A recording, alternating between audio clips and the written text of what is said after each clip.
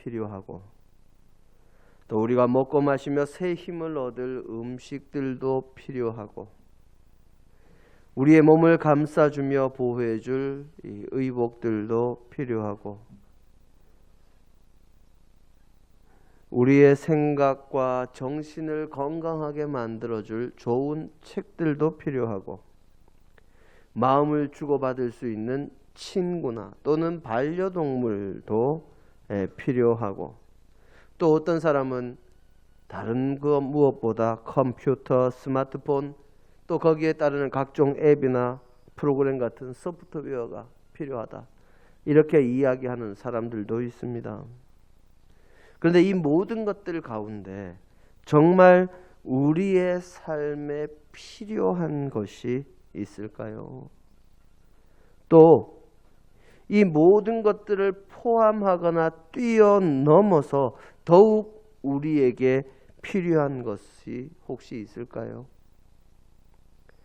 우리가 세상을 살아가면서 필요로 하는 거의 대부분의 것들은 우리가 그렇게 생각하는 것들은 이 물질적인 것들입니다. 즉 물질, 돈이 있으면 해결되는 것이 많습니다. 그래서 수많은 사람들이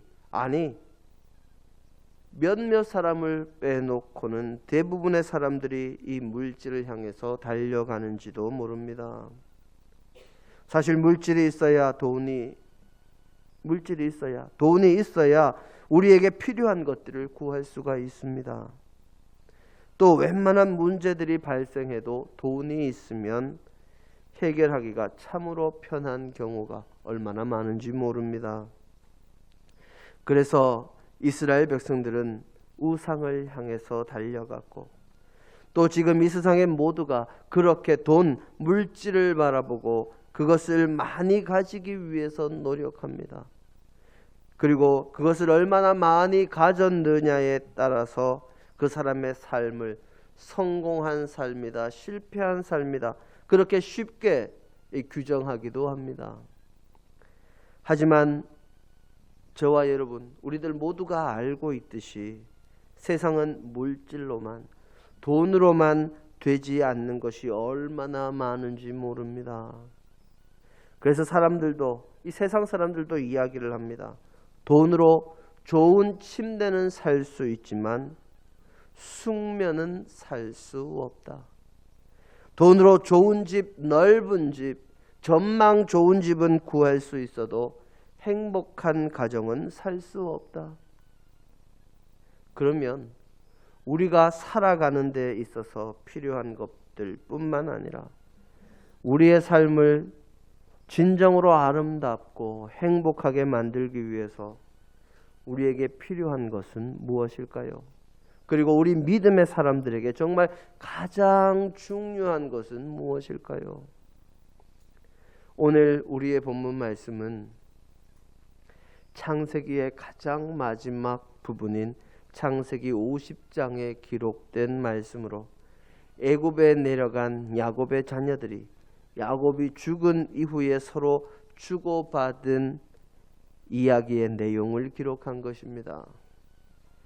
야곱은 자신의 아버지 이삭의 집에서 하란 땅에 거하는 자신의 외삼촌 라반의 집으로 또 다시 아버지 이삭이 있는 가나안 땅으로 돌아와서 살다가 다시 애굽으로 이주하였습니다. 아버지의 집에서 하란 땅으로 갈 때에는 자신이 아버지를 속이고 장자의 축복을 받은 것에 분노한 자신의 쌍둥이 형 에서의 분노를 피해서 정말 혈혈단신으로 아무것도 가진 것 없이 외삼촌의 집으로 도망가다가 이 베델에서 노숙을 합니다.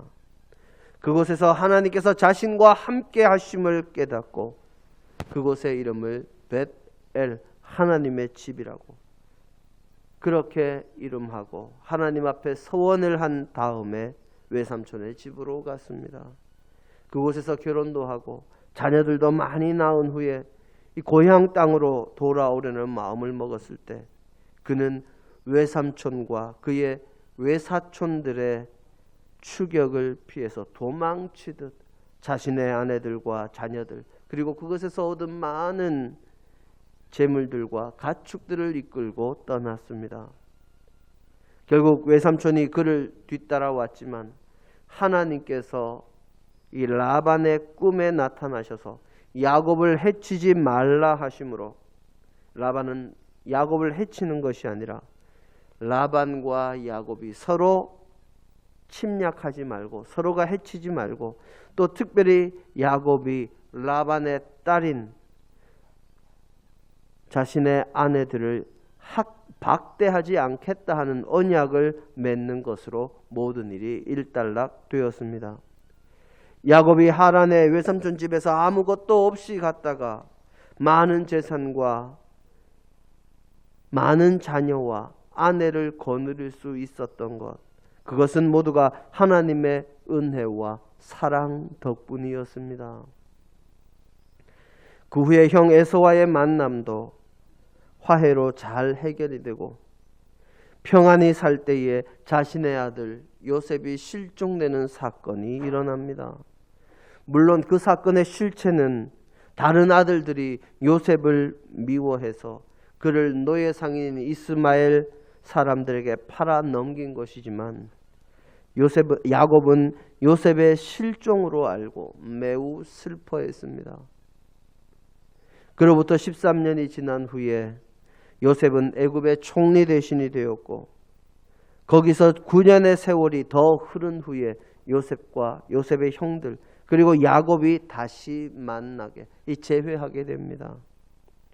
이미 노쇠했던 야곱은 자신이 사랑하던 아들 그리고 잃었다가 다시 찾은 아들과 오랜 시간 함께 하지는 못하고 약 17년의 세월을 애굽에서 더 지내다가 이 세상을 떠나게 되었습니다. 세상을 떠나기 전에 창세기 49장에서 자녀들을 향해서 유언과 같은 축복을 전하고 눈을 감았지요. 모든 장례가 다 끝이 난 후에 요셉의 형들은 불안하기 그지없는 상황을 맞이하게 되었습니다. 그동안은 아버지가 살아계셨으니 요셉이 아버지에게 근심이 되지 않기 위해서 자신들에게 복수하지 않고 해치지 않았겠지만, 이제 아버지도 계시지 않으니 이 형들이 생각하기에는 이 자신을 노예로 판 형들을 요셉이 그냥 두지 않을 것이라는 불안감이 점점 마음속에서 자라나게 됩니다. 결국 형들을 용서해 주라고 했다는 아버지의 거짓 유언을 앞세워서 자신들의 안위를 도모하지만, 이미 요셉은 그들의 말을 통해서 그들의 모든 생각과 마음을 다 꿰뚫어보고 그들의 마음을 위로하고 그 자신의 마음을 그대로 드러냅니다. 그 말이 바로 내가 당신들과 당신들의 자녀를 기르리이다. 여기서 요셉은 자신을 죽이려 했고 자신을 노예 상인에게 팔아서 정말 기구한 인생을 살아가게 만들었던 원흉이요 원수와 같은 자신의 형들을 용서하고 그들을 포용하는 모습을 보여줍니다. 요셉은 자신이 두려워서 거짓말을 하는 형들을 보면서 그들에게 이렇게 이야기합니다. 두려워 마소서.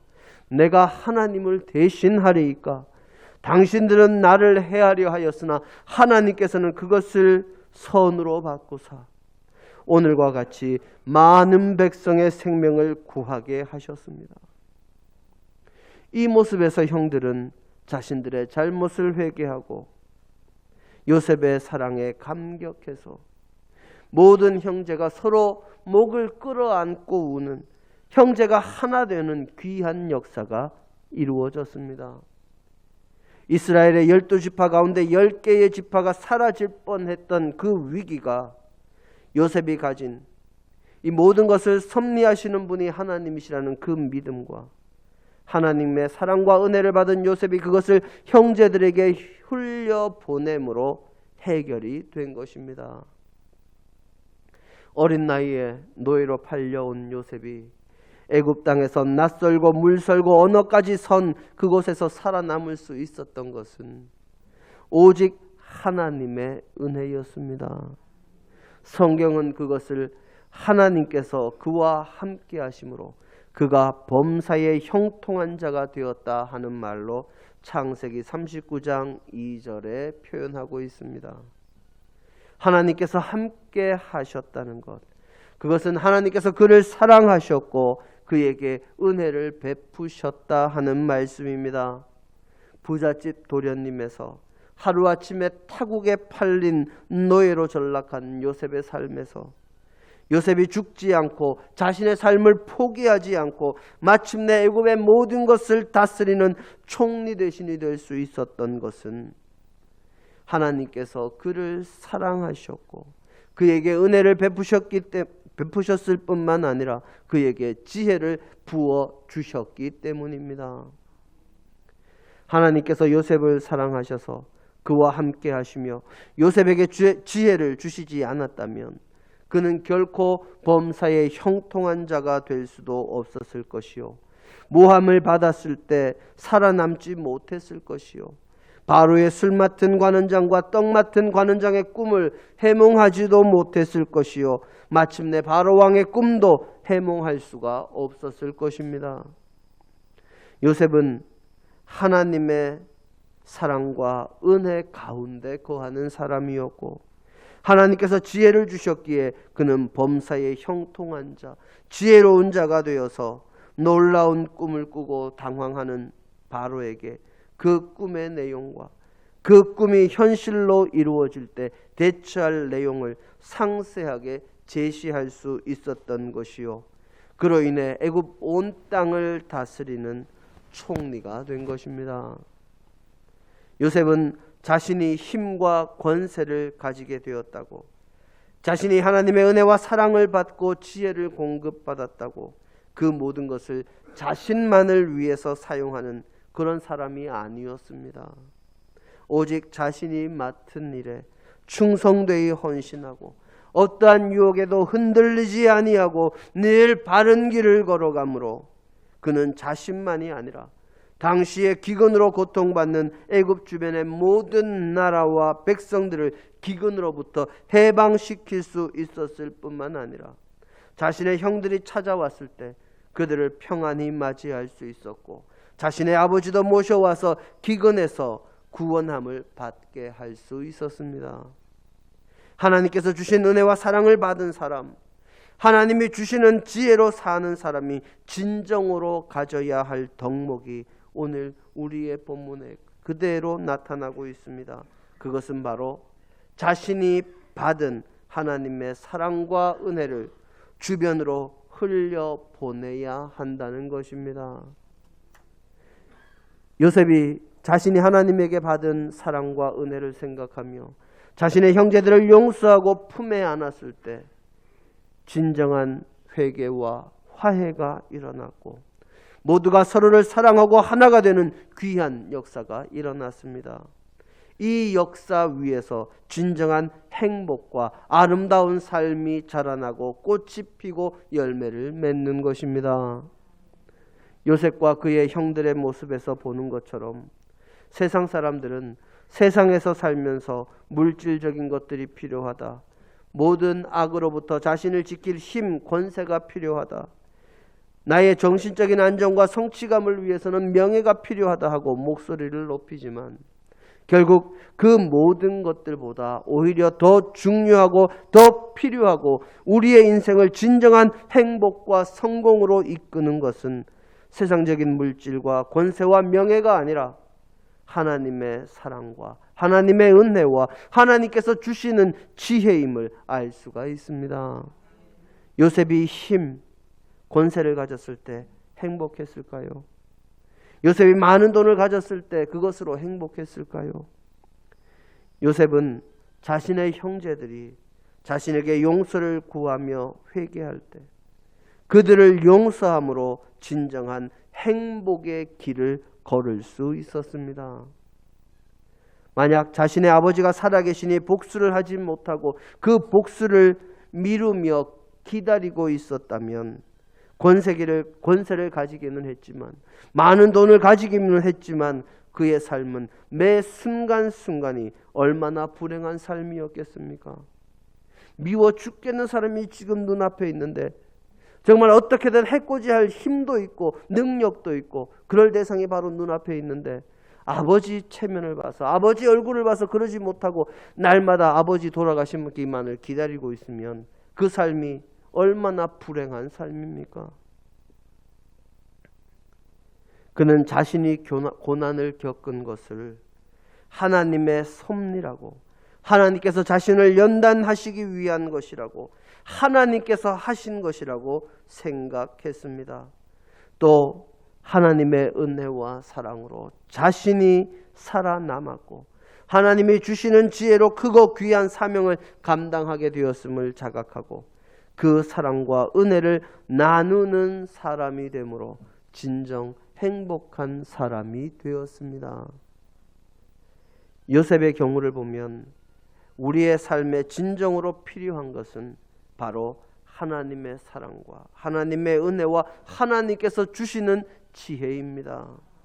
그리고 그것을 나만 누리는 것이 아니라 이웃에게도 흘려보낼 줄 아는 사람, 그런 사람이 될 때 자신도 행복하고 다른 사람도 행복하게 만드는 믿음의 사람이 될 수 있습니다.